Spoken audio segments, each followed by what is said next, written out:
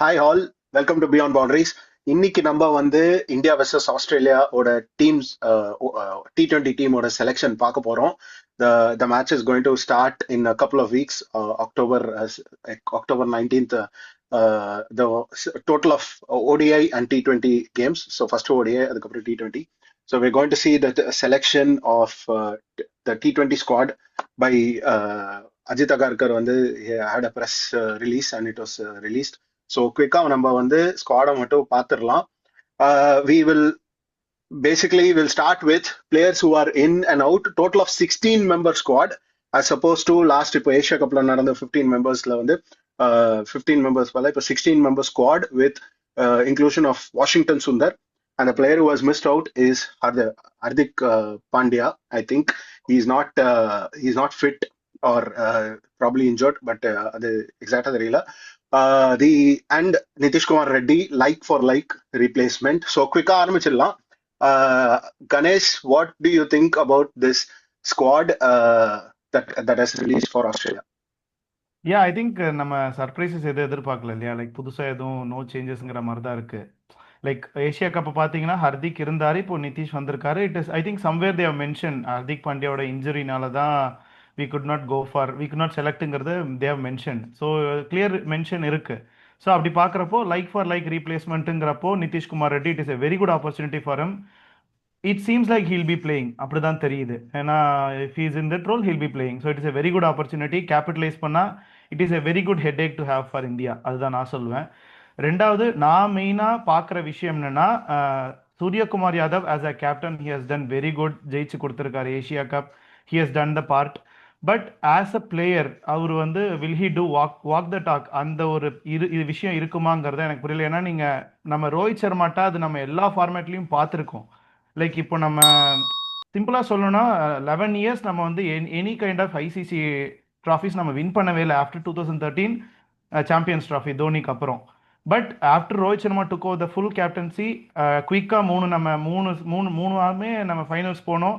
2023 one bad game which we cannot forget. But other than that champions trophy ஜெயிச்சு கொடுத்தாரு and T20 world cup ஜெயிச்சு கொடுத்தாரு. He spoke with his bat, நான் இப்படி தான் ஆட போறேன்றத ஆல்ரெடி ஐ திங்க் இன்னொரு வீடியோவில் பாலகிருஷ்ணன் டிஸ்கஸ் பண்ணியிருப்பாரு. அது மாதிரி he spoke, he did that. அந்த மாதிரியான ஒரு பிளே தான் நம்ம Suryakumar Yadav as a player நம்ம எக்ஸ்பெக்ட் பண்ணுறோம். ஏன்னா after he took over the captaincy his batting has seen a dip. ஒரு ஃபார்ம் டிப்பா இல்லை அந்த கேப்டன்சி ப்ரெஷர்னாலையா என்னன்னு தெரில, அந்த 360 பிளேயர் அப்படிங்கிற ஒரு பிளே வந்து நம்ம சூரியகுமார் யாதவ் வந்து பார்க்க முடியல. அது நம்ம we'll have to start seeing it. ஏன்னா அது இல்லாமல் இருக்கிறதுல என்ன பிரச்சனை ஆகுதுன்னா, அந்த மிடில் ஆர்டருங்கிற ஒரு மிடில் ஆர்டர் இருக்கு இல்லையா, தட் லுக்ஸ் லிட்டில் என்ன சொல்கிறது, அந்த ஒரு ஃபயர் பவர் இல்லாத ஒரு ஃபீல் கிடைக்குது. அபிஷேக் சர்மாவோட ஓப்பனிங் பிளிஸ்டரிங் ஓப்பனிங்கை விட்டால் நம்ம ஒன் பேட் டேங்கிறப்போ நம்ம good that we had Tilak Varma in the finals. But நம்ம வந்து இப்போது வேர்ல்ட் கப்புங்கிறப்போ சவுத் ஆஃப்ரிக்கா, இங்கிலாந்து, ஆஸ்திரேலியா அந்த மாதிரியான ஒரு சைடு இருக்கிறப்போ நம்ம ஆஸ்திரேலியாவோட பேட்டிங் லைனப் பார்த்தா கடப்பார லைனப்புங்களா அந்த மாதிரி ஒரு டீமாக இருக்குது. வர்றவெல்லாம் அடிக்கிறான், அப்படி ஒரு டீம் இருக்குது. Against that fire power team நம்மக்கிட்ட மிடில் ஆர்டர் அவ்வளோ ஃபயர் பவர் இருக்கிற ஒரு மிடில் ஆர்டராக தெரியல. அந்த ப்ராப்ளமை நம்ம எப்படி எந்த பிளேயரை வச்சு ஹேண்டில் பண்ண போகிறோம், இந்த கொஷின்ஸ்க்குலாம் I think we are going to have an answer. ஏன்னா இப்போ நம்ம நெக்ஸ்ட் பார்த்தீங்கன்னா அடுத்த ஒரு 15 மேட்சஸ் இருக்குது. Against New Zealand, against south Africa, against ஆஸ்திரேலியாங்கிறப்போ this is a very good test to have before T20 world cup. So we'll have to C. And I expect obviously Suryakumar யாதவோட batting ரொம்ப நல்லா இருக்கணும். And collectively as a team we'll have to do very well. Sanju Samson again he needs to utilize the opportunity. கண்டிப்பாக middle order தான் ஆட போகிறாரு தெரிஞ்சிருச்சு. அந்த middle ஆர்டரில் we will have to see some pinch hitting. அந்த ஒரு ஓப்பனிங்கில் என்ன ஆடுவாரோ அதே ஃபோர்ஸ் வந்து மிடில் ஆர்டரில் அவர் காட்டியாக வேண்டிய ஒரு கட்டாயம் இருக்குங்கிற மாதிரி தான் நான் ஃபீல் பண்ணுறேன். And the way they are handling Sanju Samson, he needs to perform.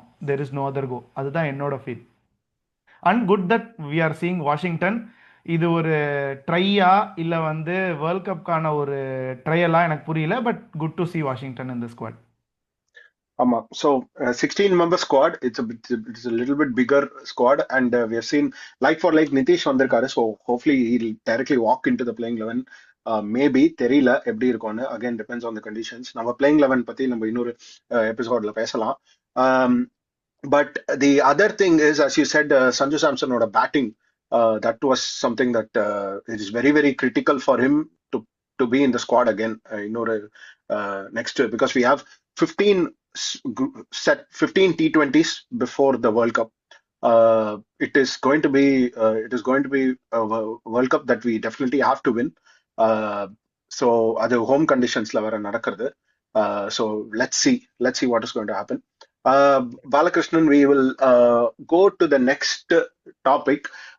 As such, we've seen in the இப்போ நடந்த வந்து ஏஷியா கப்ல we have seen that it was very spin friendly. So அதனால நம்ம ஸ்பின்னர்ஸ் போட்டுட்டோம். டு an extent that நம்ம ஒரு பாயிண்ட்ல வந்து 4 ஸ்பின்னர் ஆட போறோமான்னு கூட பேசிட்டு இருந்தோம்.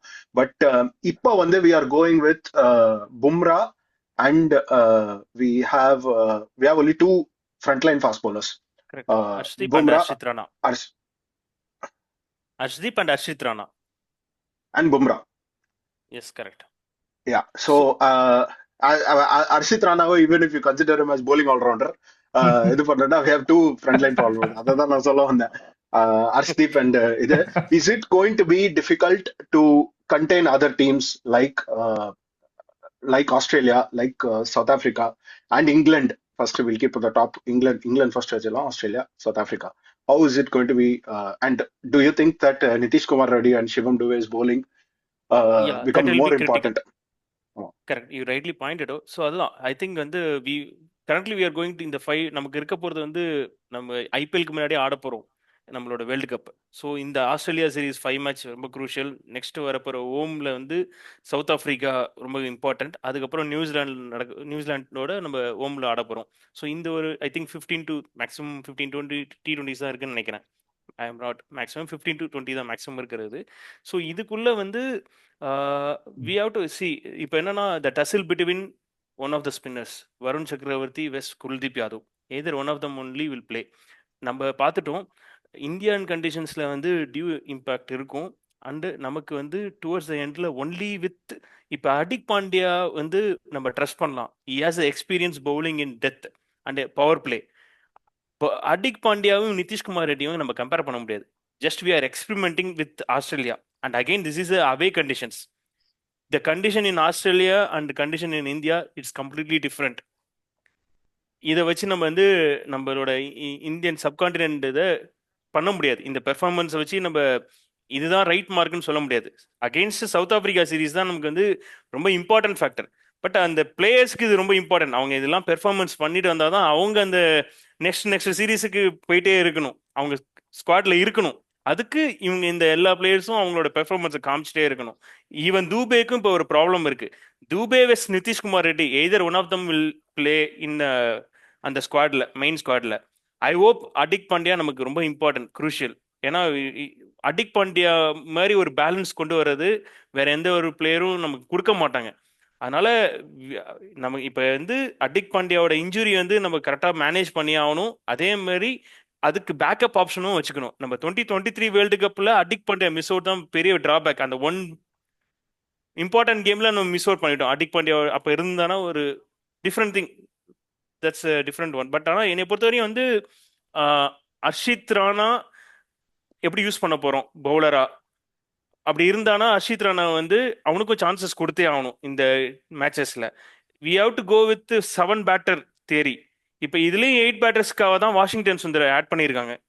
எனக்கு தெரிஞ்சு வந்து வாஷிங்டன் சுந்தர் இதில் ஆட் ஆகிருக்கிறதுக்கு, ஏன்னா ஆல்ரெடி நீ பார்த்தனா குல்தீப் யாதவ் இருக்கான், வருண் சக்கரவர்த்தி இருக்கான், அக்சர் பட்டேல் இருக்கான்.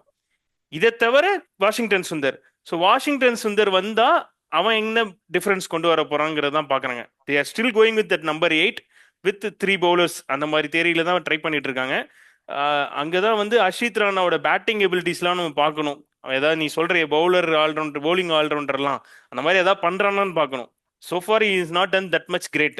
ஸோ இன் பேட்டிங் வைஸ்ல சொல்றேன். அதனால பவுலிங்கும் அவன் வந்து பவர் பிளேல எப்படி போட போறாங்கிறது மேட்டர். ஹர்ஷ்தீப் சிங்கும் பும்ராவையும் நம்ம பவர் பிளேல எக்ஸ்போஸ் பண்றோம்னா நமக்கு ஆப்ஷன்ஸ் யாரு? நிதிஷ்குமார் ரெட்டி, சுயம் தூபே கண்டிப்பா டெஸ்ட் பண்ண போறாங்க இந்த சீரீஸ்ல வந்து அவங்களோட பவுலிங் எப்படி இருக்குன்னு. கணேஷ் சொன்ன மாதிரி சூரியகுமாரோட பேட்டிங் ரொம்ப இம்பார்ட்டன்ட். டாப் 3 பேட்டிங் நல்லா ஆடினாதான். கில்லுக்கும் ரொம்ப இம்பார்ட்டன்ட், அவனும் ரன்ஸ் அடிக்க ஆரம்பிக்கணும். Like he done decently okay. Okay is பெர்ஃபார்மன்ஸாக இருக்கு. கில்லோட கேலிபருக்கு அது வந்து கிடையாது, அந்த பெர்ஃபார்மன்ஸ் ஏற்றுக்க முடியாது. ஒரு ஐபிஎல் எப்படி பெர்ஃபார்ம் பண்ணுறோனோ கில் அதே மாதிரி நமக்கு வந்து இந்தியா வேர்ல்டு கப்பில் பெர்ஃபார்ம் பண்ணும். இந்த அப்கமிங் சீரீஸ்லையும் அவன் யூட்டிலைஸ் பண்ணிக்கணும். அப்போ தான் இந்த டாப் ஆர்டர்ஸ்லாம் நல்லா ஆடினாங்க தான் நம்ம வந்து 7 பேட்டர்ஸ் வச்சு போகிறதுக்கான ஒரு கான்ஃபிடன்ஸ் வந்து கோச்சுக்கும் கேப்டனுக்கும் வரும். I think strike rate பார்க்கணும்ல கில்ல. I think that's also you should concentrate. He will come up, bro. Strike rate, see, fine. Strike rate ஒரு செகண்ட் ஒரு இது வச்சுக்கணும். ஸ்ட்ரைக் ரேட் இம்பார்ட்டன்ட் தான் இன் T20 பொறுத்த வரையும். பட் வந்து once he settled, he will manage that strike rate. அவன் அடிக்கலனா தான் அந்த ஸ்ட்ரைக் ரேட் ப்ராப்ளம் வரும். ஆமா, வில் சி. சவுத் ஆப்பிரிக்கால ஆஸ்திரேலியால ஆடும்போது ஐ டெஃபினெட்லி ஃபெல்ட் பும்ரா, ஆர்ஸ்தீப் 2 பேரும் ஆடுவாங்க. இப்போ வரைக்கும் வந்து இப்போ லாஸ்ட் டோர்னமெண்ட்ல பார்த்தோம், பிகாஸ் இங்க சப்கான்டினென்ட் கண்டிஷன்ஸ்னால வந்து we just went with one fast bowler. So I feel Bumrah and Arshdeep should play, because they will play, and Kuldeep. So tail வந்து will be 3 players. So 9, 10, 11 Kuldeep, Bumrah, Arshdeep. அதுக்கப்புறம் கம்பீரோட mega பிளானை பொறுத்த வரைக்கும் we can have fill the team with batters. So that is, hopefully that happens, and we'll see. And between Nitish Kumar Reddy and Shivam Dube 4 overs கொண்டு வந்துட்டானா, then we can hopefully நம்ம இந்த spin சோக்னு நினைக்கிற மாதிரி பண்ண முடியாது, but that definitely can happen next series, South Africa and New Zealand. அதுக்கு அந்த கிட்ட வரும்போது தான் we will talk about the World Cup more, because all those things and the plan will be more applicable to the World Cup. நீ கேட்டல first இங்கிலாண்டோட England main என்ன. So I think that time Varun Chakravarthy's role is very crucial. அவங்க predict பண்ண முடியல. Varun Chakravarthy and spin choke சொல்றோம்ல, Kuldeep Yadav, these 2 players are very crucial playing against the English பேட்டர்ஸ்னால அவங்க ஸ்பின் நம்ம பெருசாக இது பண்ண முடியல. We have seen in this year starting T20 கூட பார்த்தோம் நம்ம அவங்க பெர்ஃபார்மன்ஸ். வருண் சக்கரவர்த்தியை வந்து அவங்களால டக்குன்னு ப்ரெடிக்ட் பண்ண முடியல. So you'll be vital in that role. பார்க்கலாம் எப்படி போறாங்கன்னு. டெஃபினட்டா நிதிஷ்குமார் ரெட்டிக்கு வந்து திஸ் இஸ் டோர் ஓபன் பண்ணி அவனை உள்ளவான்னு கூப்பிடுறாங்க. ஏன்னா பட் என்னதான் எவ்வளவு பெர்ஃபார்ம் பண்ணாலும் அன்லெஸ் ஸ்பிளெண்டிடா பெர்ஃபார்ம் பண்ணாதான் வந்துட்டு he can அப்போயும் it's going to be difficult, because Hardik பாண்டியாவோட he is a big match player as well. அது நம்ம undoubtedly இது பண்ண முடியாது. Hardik Pandya when he is back, because 15 games are there, actually 15 games, lot of games, minimum 15 games are there. So திருப்பி Hardik Pandya may walk into the playing 11 அப்படியே in the next he will walk into the playing 11. He should come. நமக்கு தேவை. எனக்கு ஒரே ஒரு last question, if you are done. எனக்கு என்னன்னா, நம்ம இந்த கம்பீரோட தியரி சொல்றோம்ல, 8 பேட்டர் தியரி, அதெல்லாம் ஃபைன். பட் அப்படி பார்க்கும்போது நமக்கு 3 மெயின் பவுலர்ஸ் இருக்காங்க, ஃபைன். பட் எனக்கு என்ன கொஸ்டின்னா, இப்போ இந்த மாதிரியான ஒரு பவுலிங் லைனப் வச்சுக்கிட்டு இது Australia, south Africa, England, New Zealand மாதிரியான டீம்ஸை நம்மளால சோக் பண்ண முடியுமா? பின் சோக்கெல்லாம் புரியுது, இந்தியன் கண்டிஷனுக்கு okay. But considering only the Australia series, இப்படிப்பட்ட ஒரு bowling lineup is it sufficient enough to handle Australia at their home? I think பண்ண முடியும். அவங்க ஸ்பின் ஷோக்குன்னு தான் போக மாட்டாங்கடா எனக்கு தெரிஞ்சு. அப்படி இங்கே வந்து they will not go with, அப்படி போனாலும் ப்ராப்ளம் இல்லைன்னு தான் நான் நினைக்கிறேன். I think they may test. இங்கேயே அவங்க பெட்டராக பெர்ஃபார்மன்ஸ் பண்ணால் chances I for performing in our home conditions பொறுத்த வரையும். அண்ட் வாஷிங்டன் சுந்தர் இருக்கிறதுனால ஆஃப் ஸ்பின் கேப்பபிலிட்டிஸும் பார்க்குறாங்க.